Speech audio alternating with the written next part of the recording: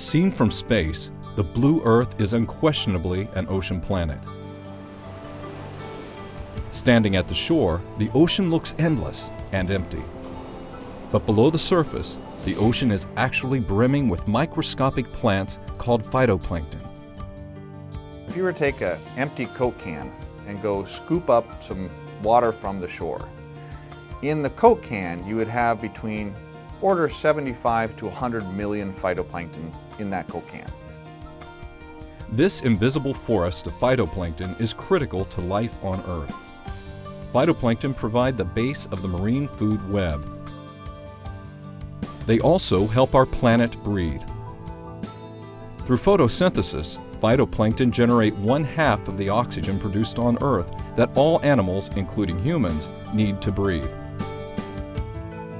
The blooms of phytoplankton also take carbon dioxide out of the surface waters, making the ocean an important carbon sink. Like plants on land, phytoplankton need sunlight, water, and nutrients to grow. They thrive in surface waters where the sun's rays reach, and their nutrients come from many places. Cold waters carry essential nutrients from the ocean's lower depths to the hungry surface plants.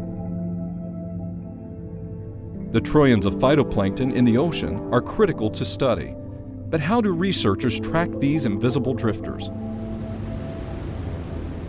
Ships move too slowly for a job this big, so researchers look at global distributions of phytoplankton from space. Over the past decade, scientists have deployed Earth-observing satellites to remotely monitor the color of the oceans. By detecting ocean color from space, satellites monitor the abundance of phytoplankton in the water. The reason that it's so important to study the phytoplankton from space is because it's the only way we can get a perspective of actually what's happening on the entire planet over an entire year, every day, in and out. And by doing this over many years, we can actually see how the Earth is changing from natural forcings, natural factors, as well as hopefully being able to detect changes that are due to human activities. Phytoplankton respond rapidly to environmental changes. In the past decade, researchers have observed that global levels of phytoplankton tend to decrease as the ocean temperatures warm.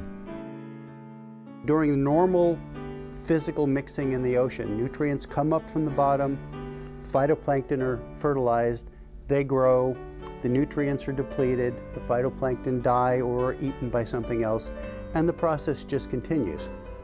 Anything that happens that slows down that movement of cold, deep water to the surface would stop the flow of nutrients, which would cause the phytoplankton not to grow as well. And what's happened over the past 10 years that we've been observing the oceans, in large areas of the ocean, they've warmed up. And what that means is the surface water has warmed, and it has essentially put a cap on that mixing process.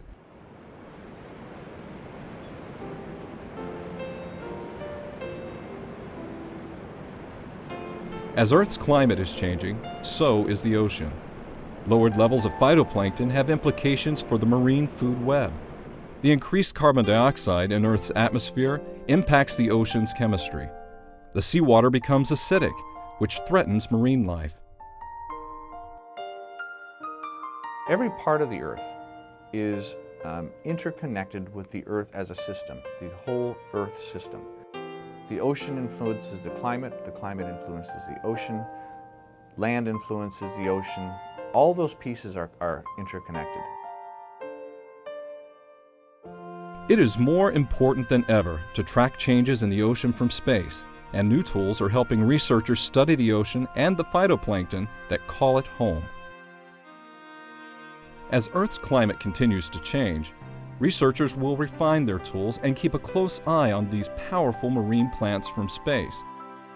Who knew that something so small could provide vital insight into the health of our home planet?